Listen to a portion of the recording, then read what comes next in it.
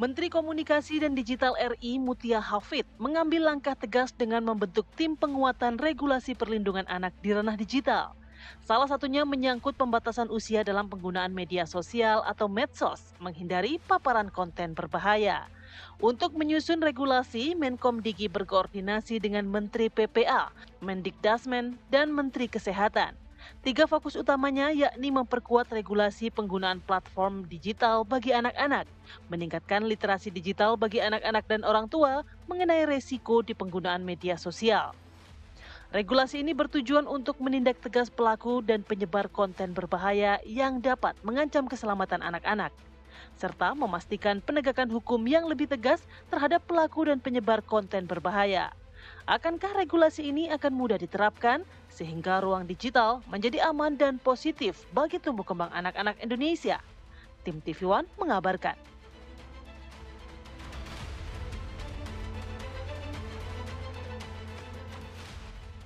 Yang akan bekerja mulai esok. Jadi sebelumnya diskusinya sudah panjang, tapi yang resmi tim akan menggodok betul-betulnya itu esok. Dan kita tahu angka-angka yang memprihatinkan dari kejahatan-kejahatan di dunia maya terhadap anak-anak kita. Di antaranya untuk pornografi anak itu Indonesia keempat terbesar di dunia di ruang digital. Kemudian nanti dari kesehatan itu bisa ditambahkan dan juga dari hak-hak anak ditambahkan oleh Menko PPA. Sehingga kemarin melalui Pak Seskap kami diminta untuk mempercepat proses lahirnya aturan perlindungan anak di internet ini, dan timeline-nya kurang lebih 1-2 bulan. Jadi besok tim akan langsung kerja untuk merumuskan, dan ini timnya tidak hanya dari kementerian saja, dari akademisi. Sesungguhnya dari laporan-laporan dan kasus-kasus yang kami dalami, sebagian besar penyebabnya kami analisa ada 2, pola asuh dan karena pengaruh media sosial yang tidak bijak yang digunakan oleh anak-anak gitu. Jadi ini yang akan kita kolaborasikan lebih lanjut, bagaimana nanti ada salah satu mungkin tentang aturan penggunaan media sosial untuk anak-anak sekolah. Kalau sosialisasinya pasti kita bersama-sama, seluruh kementerian saya pikir punya kepentingan untuk itu, bagaimana menyelamatkan anak-anak Indonesia. Ayo selamatkan masa depan anak Indonesia. Salah satunya dimulai dari ini nih, Mal. Setuju banget. Kalau Setuju ini banget. saya setuju banget sama pemerintah. Soalnya pusing nih memikirkan masa depan anak-anak ya. Tapi Mal jangan curhat pagi ini, Mal. Kita ngobrol-ngobrol sama narasumber, Mal. Oke, kita sudah hadirkan narasumber untuk membahas lebih dalam terkait hal ini. Sudah ada Mas Kawian, Komisioner KPAI, sudah hadir di Pagi, studio. Mas. Selamat pagi, Mas Arif, Mbak Mala. Sehat, Mas pagi. Kawi? Alhamdulillah sehat. Alhamdulillah. Kemudian juga melalui daring sudah ada Mas Ismail Fahmi, founder Drone Emprit. Selamat pagi Mas Fahmi. Pagi, Mas Fahmi. Selamat pagi Mbak Mala, Mas Fadil, Mas Kawi juga. Terima kasih, Mas Fahmi. Baik, kita penasaran dan langsung bertanya ke Mas Kawian. Mas Kawi, KPAI terlibat langsung nih, nanti akan memformulasikan bagaimana aturan pembatasan media sosial untuk anak-anak. Dan hari ini informasinya akan dirilis nih, bagaimana tim maupun peraturan pemerintah yang akan dibuat. Nah, bagaimana keterlibatan dari KPAI sendiri? Baik, terima kasih. Selamat pagi para penonton TV One semua. Jadi berdasarkan undangan dari Komdigi yang kami terima tadi malam, bahwa kami diundang untuk mengikuti rapat kick-off tentang kajian penguatan regulasi perlindungan anak di ranah digital. Jadi baru kick-off. Jadi kami tadi malam berdiskusi dengan pejabat Komdigi. Jadi kick-off itu untuk menentukan apakah pemerintah akan membuat undang-undang yang melarang anak berakses di media sosial atau akan menggunakan regulasi yang sudah ada tetapi diperkuat begitu. Jadi kick-off baru kick-off gitu. Nah, kami sendiri dari KPAI tentu mendukung penuh ya atas rencana tersebut, karena kita lihat faktanya di lapangan sudah begitu banyak ya, banyak sekali, bukan cuma banyak anak-anak yang menjadi korban dari penyalahgunaan media sosial. Karena memang media sosial ada di sini, 88% anak Indonesia terkoneksi dengan internet dan sebagian besar dari mereka pengguna media sosial. Gitu. Oke, Mas Kawi, pertanyaannya kemudian kita kan negara nomor 4 nih untuk aspek pornografi gitu ya. Nah, undang-undang sudah ada, Ya. kata Mas Kawi tapi. Nah, apakah perlu lagi dibuat undang-undang baru kan begitu? Nah, KPAI melihatnya seperti apa? Dari undang-undang yang ada masih cukup rentan lemah kah? Tidak rigid begitu? Perlukah ada undang-undang baru yang lebih rigid lagi? Begitu? Oke, ada dua hal yang harus menjadi pertimbangan pemerintah dalam membuat regulasi tentang perlindungan anak di ranah digital. Pertama bahwa anak itu punya hak untuk mendapatkan informasi, ya, informasi yang mendukung tumbuh kembang anak-anak itu sendiri. Yang kedua juga hak mendapatkan perlindungan dari penyalahgunaan informasi tersebut, konten tersebut yang ada di ranah digital. Nah, sebenarnya kalau bicara soal undang-undang, ya kita berani mengatakan bahwa undang-undang itu sudah cukup mengatur perlindungan anak di ranah digital, ya, seperti Undang-Undang ITE yang sudah mengalami revisi 2 kali, terakhir Undang-Undang nomor 24 tahun nomor 1 tahun 2024. Persoalannya adalah digital. Nah, digital itu kan setiap anak ini pegang.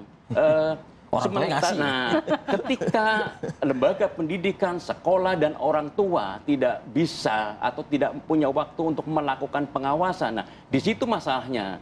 Sementara kecenderungan setiap anak untuk mengetahui hal-hal baru, ya, keponya tinggi banget. Apapun akan mereka buka. Curiosity-nya. Sementara mereka sudah terkoneksi dengan internet dan sebagainya. Iya. Berarti orang tua terbatas untuk melakukan pengawasan sehingga negara akan membantu dengan membuat regulasi, begitu ya Pak? Ya, nah regulasinya nanti ini tidak hanya terkait pemakaian, tapi juga kepada aplikasinya mungkin?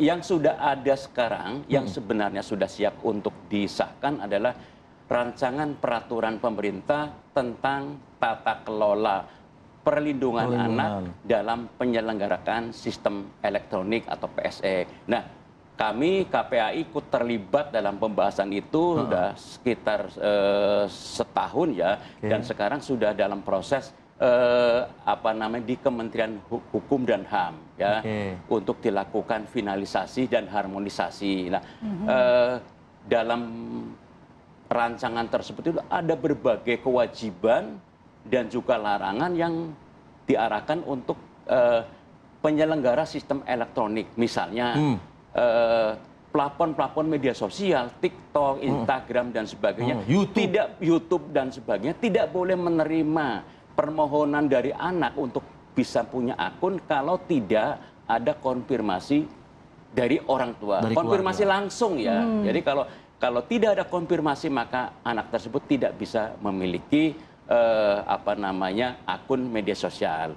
Di sisi lain juga ada sejumlah kewajiban yang intinya adalah bahwa platform media sosial harus memiliki komitmen yang tinggi terhadap perlindungan anak. Misalnya tidak ada iklan rokok dan sebagainya, tidak ada iklan game yang mengandung kekerasan, mengandung pornografi juga, pornografi dan sebagainya.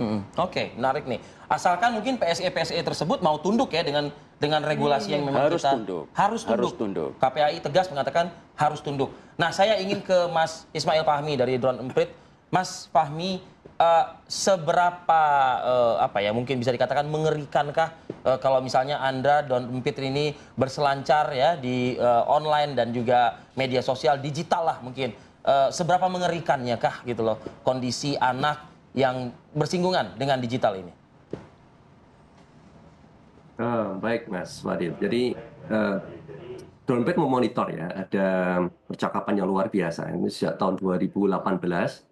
Dan tadi malam ketika saya diminta untuk pagi ini di sini, saya kumpulkan lagi data, tapi kebetulan terakhir tahun 2022. Sekarang pun kalau di Twitter juga nggak jauh beda ya, bahkan lebih parah lagi. Jadi dulu Twitter itu membatasi panjang video.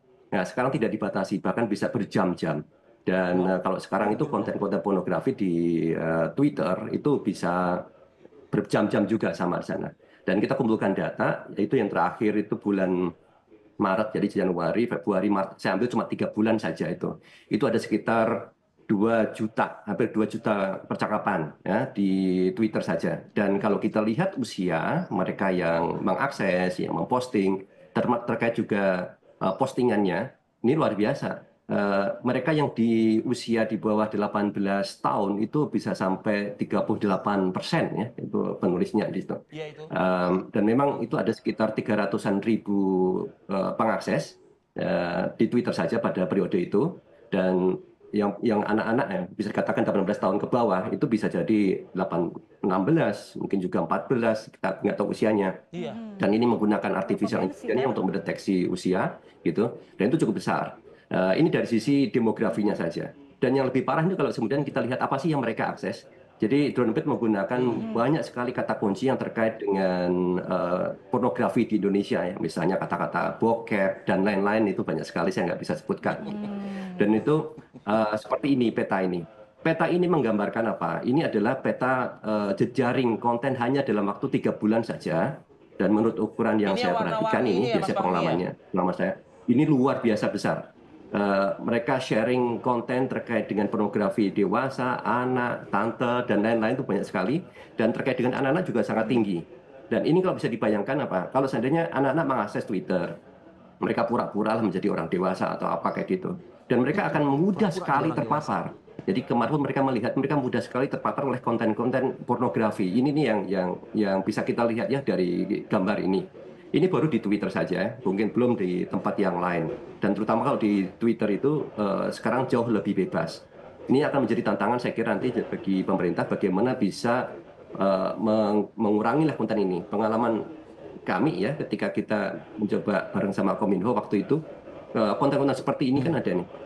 Mengandung kata kunci anak, kemudian juga ada SMA, ada juga SMP itu kalau nggak salah sebelumnya, ada Brondong. Ini kan menggambarkan konten-konten yang sifatnya berurusan dengan anak ya.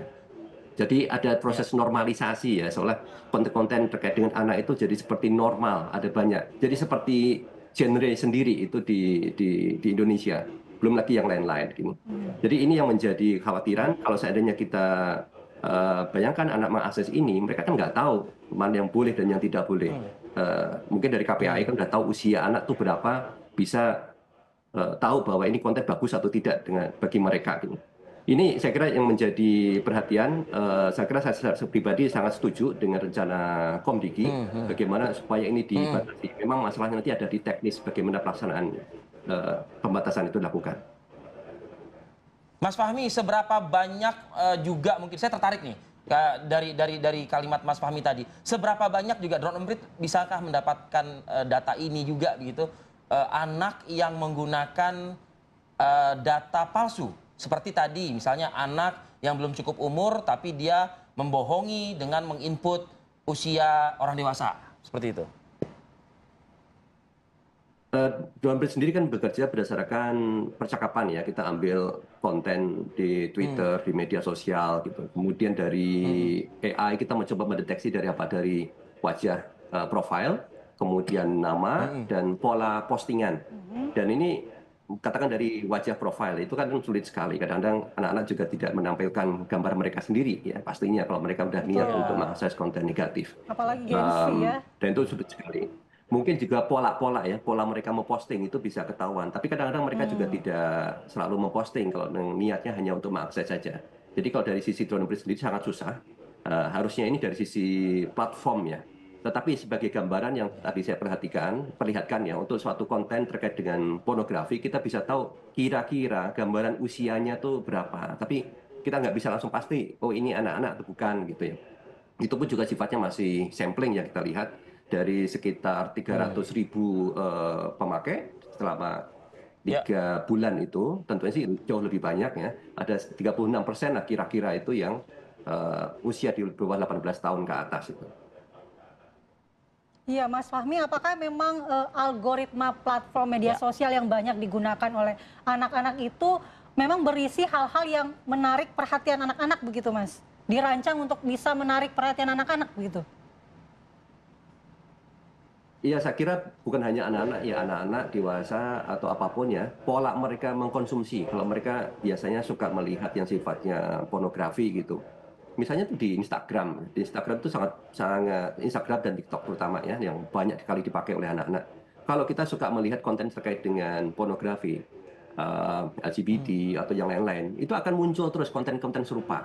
Algoritmanya seperti itu. Jadi kalau anak-anak sekali aja dia mengakses pornografi, kemudian 2 kali dia mengakses lagi, berikutnya konten yang seperti itu yang akan muncul terus. Orang dewasa juga sama, dia akan mendapatkan konten yang sesuai dengan apa yang sering dia akses. Cuma yang membedakan di sini, jadi orang dewasa dia punya kesibukan bekerja, ada rasa tanggung jawab, mungkin dia bisa menilai atau membatasi, oke ini terlalu banyak sehingga saya harus stop gitu. Tapi kalau anak-anak, mungkin mereka akan ngikutin nature-nya saja. Kurang terlalu bisa menahan diri barangkali, ya nggak bisa menilai, mengevaluasi ini bagus atau tidak buat saya gini. Jadi ini yang menjadi hambatan, tantangan besar bahwa algoritma akan kena kepada siapapun, terutama anak, dan anak tidak bisa melawan itu. Baik. Saya kembali lagi ke Mas Kawi, tapi nanti mungkin bisa dijelaskan ya Mas Kawi ya. Dalam artian begini Mas, kan kalau bicara soal yang menakutkan bagi anak itu kan tidak hanya pornografi Mas. Tidak hanya juga mungkin informasi-informasi sesat, tapi seperti kayak game itu juga saya menganggap itu juga menjadi hal yang menakutkan juga ya buat anak begitu. Tapi bagaimana KPAI melihat hal ini dan memandang hal ini? Perlukah juga mungkin ada pembatasan juga ya kalau bicara soal tidak hanya medsos tapi game-game online lah seperti itu. Usai jeda Mas, tapi Mas ditahan dulu. Kami akan kembali saat lagi. Tetaplah bersama kami di Apa Kabar Indonesia Pagi. Oke, kembali lagi di Apa Kabar Indonesia Pagi. Mas Kawian dari PAI, mungkin kita perlu juga mendapatkan perhatian atau sorotan juga ya. Tidak hanya pornografi, informasi sesat dan lain sebagainya. Tadi data sudah dihadirkan oleh Drone Emprit kan. KPAI memandang perlukah juga diperluas misalnya tidak hanya media sosial tapi game online juga gitu. Oke, tadi Bang Fahmi sudah menyodorkan data tentang keterlibatan anak dalam pornografi. Kita juga masih ingat data yang disampaikan oleh PPATK bahwa ada 197.054 anak yang menjadi korban judi online. Itu kan satu jumlah yang tidak sedikit. Kami belum lama ini berkunjung ke Sumatera Selatan untuk menemui 2 anak yang menjadi promotor judi online. Sampai jadi promotor judi online. Kedua, usia anak ini berapa Mas? SMK, 17 tahun. Ya.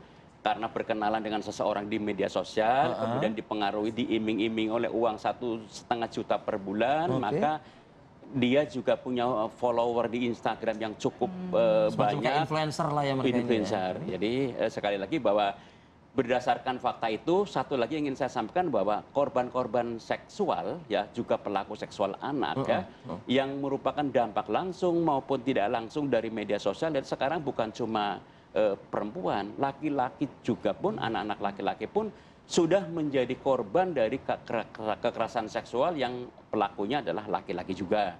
Seperti yang dibongkar oleh Polresta Bandara Soekarno-Hatta, 5 anak laki-laki menjadi korban kekerasan seksual dari 8 korban dari 5 pelaku laki-laki juga. Yang komunikasinya lewat media sosial. Jadi sekali lagi bahwa rencana pemerintah untuk membuat penguatan regulasi yang memberikan perlindungan anak di ranah digital harus kita dukung. KPI mendukung penuh dan saya sudah lama menyatakan bahwa itu harus segera dibuat kalau kita ingin menyelamatkan anak-anak kita. Berarti tidak hanya media sosial, konfirm ya Pak, dengan aplikasi game online juga akan game diatur? online masuk dalam penyelenggaraan sistem elektronik, PSE. Digital itu ya? Digital itu. Maka termasuk di dalamnya adalah game online. Nah begini Pak, tadi Mas Fahmi juga menunjukkan data bahwa untuk mengukur atau mengidentifikasi usia anak-anak itu secara detail sulit. Karena bisa dipalsukan begitu. Nanti mekanismenya untuk mendeteksi usia anak atau kemudian ini adalah termasuk kategori anak itu seperti apa? Ya, undang-undang tersebut nanti kan akan disusun oleh pemerintah, akan dirancangnya ya. Dan ini kewajiban pemerintah untuk menciptakan satu sistem yang bisa mendeteksi usia anak. Misalnya apakah ini anak 10 tahun, 13 tahun atau lebih gitu ya. Jadi yang pasti bahwa usia anak sesuai dengan Undang-Undang Perlindungan Anak adalah sebelum 18 tahun. Jadi kalau dia sebelum 18 tahun pemerintah harus bisa mendeteksi apakah itu masih kategori anak atau sudah dewasa. Yang akan diterapkan di aturan ini apakah 14 tahun ataukah di bawah 18 tahun? Ya pasti harus kategori usia anak, yaitu 18 tahun ke bawah. Tapi efektivitas implementasi lapangan nanti dengan regulasi yang mau sebagus apapun ya Mas Kawian ya, tentunya kan ini kan melibatkan sejumlah stakeholder juga, keluarga, sekolah, lingkungan, ya kan? Nah, KPAI mendesak hal ini juga nggak sih sebetulnya? Saya berharap bahwa regulasi yang akan dibuat oleh pemerintah nanti, apapun namanya, apakah itu undang-undang atau peraturan pemerintah, mempunyai kekuatan lebih ya, yang bisa memberikan perlindungan anak di ranah digital. Rigid tadi ya. Dengan pasal-pasal yang konkret ya, yang menjadikan semua penyelenggara sistem elektronik untuk patuh kepada regulasi tersebut. Namun yang tidak boleh kita lupakan adalah peran orang tua ya. Karena sebagian besar waktu anak-anak itu ada sama orang tua. Sama dengan keluarganya. Bagaimana orang tua mengawasi, membersamai ya, membimbing dan sebagainya. Nah, persoalannya adalah banyak orang tua yang secara digital itu pengetahuannya kalah dari anak. Itu. Jadi literasi digital. nggak bisa melakukan pengawasan, nggak bisa melakukan pembimbingan, pendampingan dan Khawatirnya sebagainya. orang tua dibohongin sama anaknya juga. Ya, itu sangat mungkin ya, sangat mungkin. Nah, Iya, anak-anak sekarang kan pintar mencari celah, Pak. Iya, Karena jadi- kalau ditutup satu celah, dia bisa Cari dapatkan lagi. celah yang lain. belum lagi juga banyak orang tua yang punya secara literasi digital punya kemampuan, tapi juga mungkin tidak punya waktu. Betul. Jadi saya berharap nanti ketika ada regulasi baru adalah yang juga digarap adalah orang tua. Misalnya pemerintah membuat sekolah-sekolah untuk orang tua atau kelas ya, sifatnya adalah semacam kursus pelatihan atau apalah yang membuat orang tua itu juga melek teknologi sehingga bisa melakukan pengawasan, membersamai, membimbing dan sebagainya. Ya, oke. Saya ke Drone Emprit lagi nih, ke Mas Ismail Fahmi. Mas, dari aspek IT misalnya ya Mas ya, dari aspek IT begitu, implementasi nyatanya nanti itu seperti apa? Harapan lah mungkin dari Mas Fahmi di Drone Emprit, bila mana nanti regulasi sudah jadi begitu ya, tidak ada lagi mungkin bisa anak-anak yang membohongi data. Atau mungkin tadi kalau Mas Kawian mengatakan salah satu implementasinya adalah PSE ini akan berkoordinasi dengan keluarga, dalam hal ini adalah orang tua, Klarifikasi untuk memverifikasi umur dan sebagainya. usia dan lain sebagainya. Dari Mas Fahmi, Mas, silakan Mas. Ya, pertama kalau kita lihat ya ada soal literasi, yang kita harapkan literasi itu memang sulit sekali. Sudah berapa lama kita mencoba untuk membangun literasi, itu juga belum terimplementasi dengan baik. Pola literasi digital yang kita lakukan selama ini kan banyak juga lewat workshop, pelatihan, dan itu tidak cukup. Itu harus lewat sekolah ya. Di beberapa tempat di berbagai negara mereka terapkan itu bahkan sampai di preschool, SD, SMP, SMA itu mereka mendapatkan itu literasi digital. Anaknya dapat di sekolah melalui kurikulum. Ya. Kemudian juga orang tuanya. Biasanya mereka dapetin orang tuanya karena diwajibkan juga ya dari sekolah mereka harus hadir. Problemnya kadang kalau di Indonesia itu adalah anak-anak itu kadang serahkan kepada kakek, nenek, dan pembantu. Orang tuanya pada sibuk bekerja. Dan hal seperti ini juga menjadi tantangan ya. Sehingga kalau harapan saya ini harus lebih tegas ke PSE sih. Bagaimana pemerintah punya otoritas, pemerintah punya ketegasan kepada penyelenggara sistem elektronik, terutama di platform media sosial ya, dalam melarang membatasi itu lebih clear, lebih jelas gitu. Dari kalau seandainya ini masih separuh-paruh ya, kemudian masih ada banyak faktor dari sisi orang tua, itu akan sulit ya. Jadi orang tua ya, sekolah ya, kemudian juga dari sisi platform media sosial harus tegas juga pemerintah. Kalau himbauan algoritma yang dibuat pemerintah saya kira tidak bisa, itu harus dari platform yang melakukan itu. Sehingga kalau platform tidak melakukan, misalnya pemerintah bisa melakukan tindakan misalnya ada fine ya, fine atau denda gitu. Itu kalau dilakukan di negara lain. Nah, berarti memang harus ketegasan aturan untuk platformnya itu sendiri, PSE. Karena kalau hanya orang tua, tentu banyak kendalanya. Nah, Mas Fahmi yakin nggak kita ini berani gitu loh terhadap sejumlah platform ini begitu loh? Karena ya beberapa kasus yang berbeda mungkin ya, ketika untuk menegur platform saja kayaknya pemerintah ragu gitu loh. Agak lambat gitu. Ya itu tantangan kita ya. Australia dia menerapkan aturan bahwa di bawah 16 tahun itu tidak boleh mengakses media sosial. Mereka punya kelebihan, yaitu dari pemerintahnya sangat tegas, punya otoritas, ya otoritas ada dan kemudian dihormati oleh platform itu sendiri. Sementara seperti yang disampaikan tadi, Indonesia masih cukup lemah ya dalam hal ini. Jadi kalau mau menerapkan ini harus dipertegas lagi, harus lebih keras lagi kepada platform dibandingkan dengan sebelum-sebelumnya. Katakan kalau nggak salah juga Singapura juga mau menerapkan, tapi mereka juga sama, pemerintahnya punya kekuatan, punya ketegasan. Kelemahan kita itu masih di sisi itu. Ini yang menjadi tantangan bagaimana pemerintah bisa meningkatkan powernya atas platform-platform media sosial ini. Ini jadi tantangan bersama ini. Oke. Baik.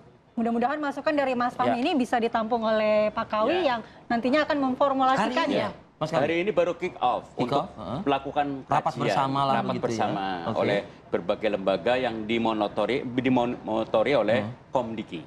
Dan rencananya Ibu Menteri Komdigi akan memberikan speech di acara tersebut.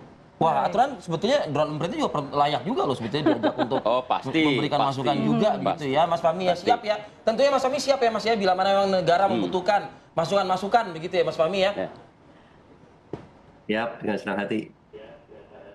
Dengan senang hati. Baik, terima kasih Mas Ismail Fahmi, terima kasih Mas Kawi. Terima kasih Mas Arief. Waktunya pada pagi hari ini. Sukses selalu untuk kita semua, mari kita kawal Mas. Siap. Baik. Bersama. Sehat selalu Mas Kawi dan Mas Fahmi.